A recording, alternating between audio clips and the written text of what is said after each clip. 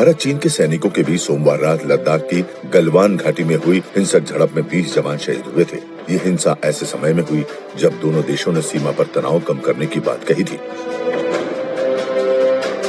अगर दोनों देशों के रिश्तों की बात करें तो चीन ने 58 साल में चौथी बार भारत के साथ बड़ा विश्वासघात किया है। इसकी सबसे बड़ी वजह है 4056 किलोमीटर लंबी सीमा। ये हिमालय रेंज में पश्चिम से पूरब की ओर जाती है। भारत मैकमोहन लाइन को वास्तविक सीमा मानता है, जबकि चीन इसे सीमा नहीं मानता। इसी लाइन को लेकर 1962 में भारत और चीन के बीच जंग भी हुई थी।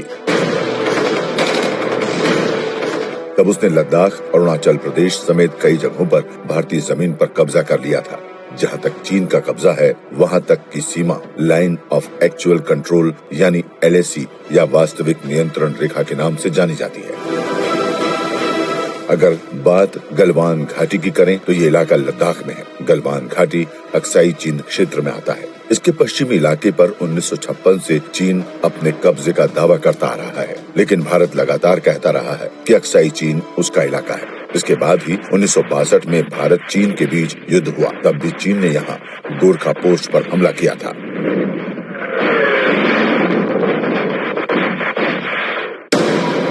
मौजूदा विवाद के पीछे की दो बड़ी वजह हैं।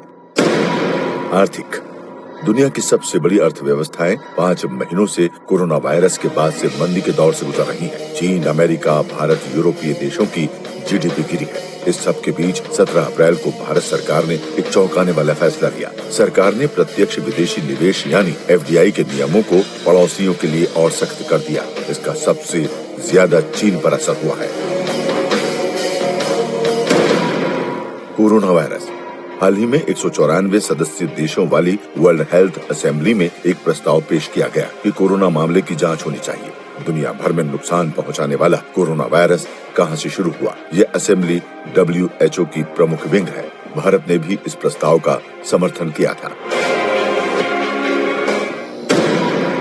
1962 में जंग की वजह,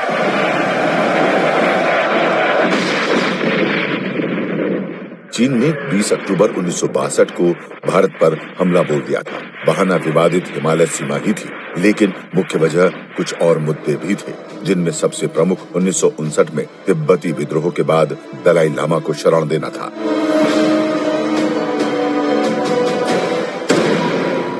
तीन दशक में दोनों देशों के बीच बड़े कूटनीतिक कदम। चीन के साथ 90 के दशक में रिश्तों की बुनियाद 1988 में तत्कालीन प्रधानमंत्री राजीव गांधी के चीन दौरे से रखी गई थी। 1993 में भारत के तत्कालीन प्रधानमंत्री PV नरसिम्हा राव चीन दौरे पर गए थे और इसी दौरान उन्होंने चीनी प्रीमियर ली पेंग के साथ LAC पर शांति बहाल रखने का समझौता किया था। चीनी राष्ट्रपति जियांग जेमिन 1996 में भारत के दौरे पर आए। LAC को लेकर एक और समझौता हुआ। 2003 में अटल बिहारी वाजपेयी की सरकार ने सीमा विवाद को लेकर स्पेशल रिप्रेजेंटेटिव स्तर का मैकेनिज्म तैयार किया। मनमोहन सिंह ने 2005, 2012 और 2013 में चीन के साथ सीमा विवाद को लेकर बातचीत बढ़ाने पर 3 समझौते किए थे।